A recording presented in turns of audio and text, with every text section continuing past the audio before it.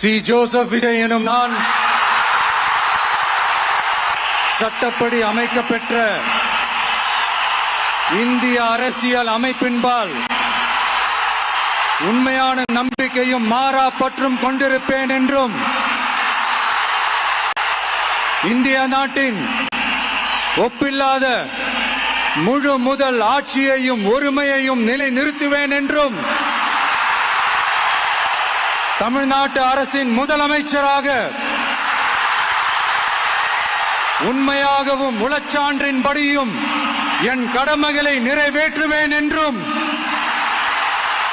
அரசியல் அமைப்பிற்கும் சட்டத்திற்கும் இணங்க அச்சமும் ஒருதலை சார்பும் இன்றி விருப்பு வெறுப்பை விலக்கி பலதரப்பட்ட மக்கள் அனைவருக்கும் நேர்மையானதை செய்வேன் என்றும் ஆண்டவன் மீது ஆணையிட்டு உறுதிமொழிகிறேன்.